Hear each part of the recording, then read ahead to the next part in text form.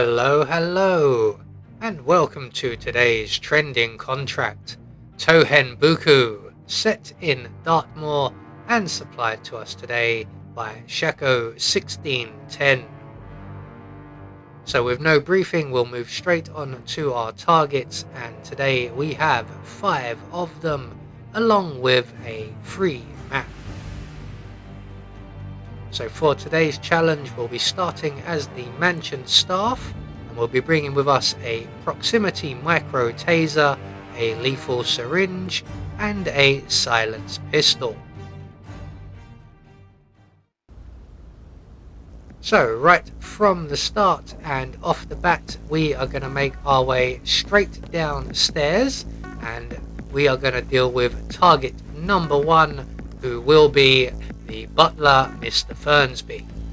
So if we're quick enough, we should be able to make our way straight underneath the stairs, turn on the vacuum cleaner, and we might just catch Mr. Fernsby before he goes into the billiard room. Unfortunately, we did not, but for some reason he did not engage our other target in conversation. He has returned to us. So once he gets into the entrance hall, he will hear the vacuum cleaner and he will come over to investigate. And as soon as we've got his attention, we are going to turn off the vacuum cleaner and hide in the crate provided. And when Mr. Fernsby arrives, we can then hop out of our hidey box and plant 2 in the butler's back. We're going to deposit him in the crate we were hiding in. There we go. Now we're going to make our way back into the billiard room and hopefully get Mr. Carlyle to engage us in conversation. So he's going to ask us to go and look for his car keys, and as soon as he's finished talking to us and phasing through our target, we will be able to ask our target, the young maid here sweeping the floor, that we can have a quiet private word with Mr. Patrick Carlyle. Really? She will vacate the area. She's going to go and head outside. I'm not sure what for, but she will come back eventually. But we're not going to give her the opportunity because we're going to follow her into the corridor.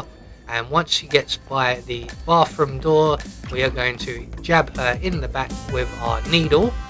And she will go down rather gracefully, like a genteel young lady. And we can then make our way into the kitchens and retrieve ourselves a propane cylinder. And we are going to set up our next elimination, which is the young maid currently dusting just outside of the study, or in the corridor between the study and the lounge. So we're just going to open the double doors, throw our propane cylinder into the room or the corridor, and then close the double doors again.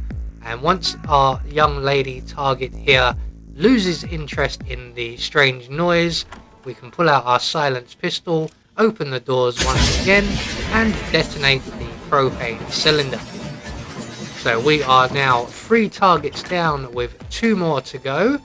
We're going to do a little bit of setup for one of our targets now by turning on the vacuum cleaner in the corridor and grabbing the 2 coins from the table behind us. Now the vacuum cleaner will attract the attention of one of the waiters or the housekeeping staff members in the corridor between the lounge and the dining room.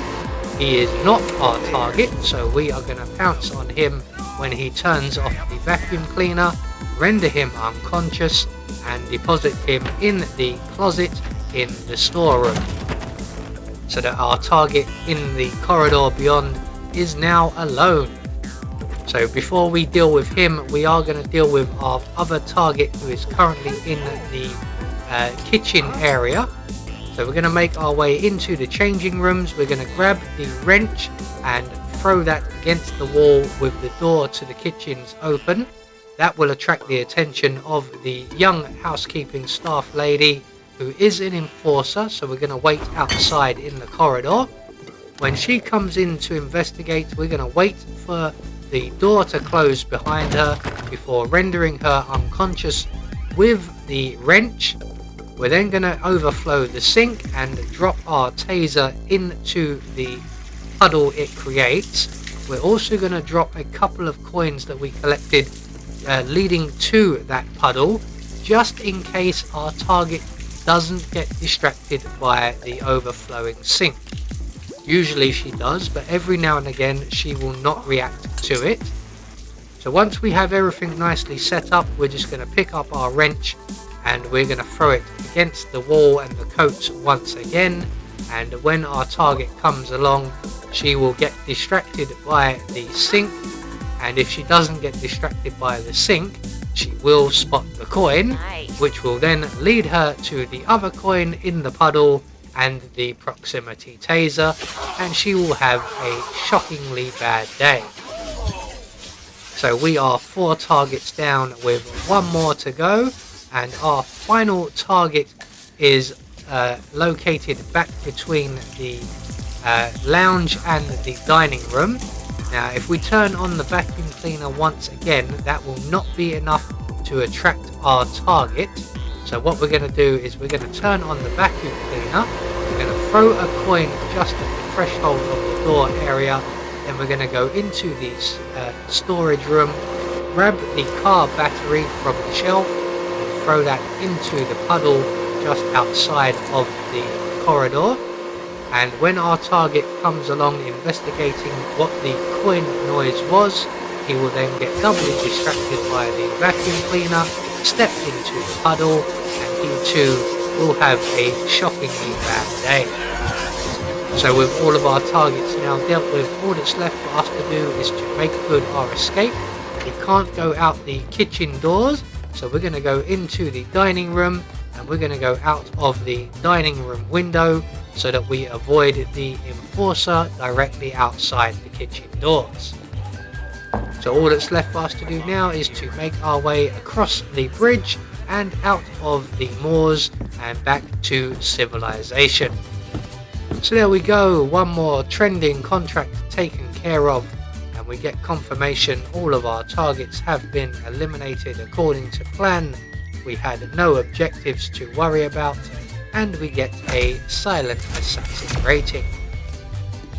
I have been Anubis, and I will see you all in the next video.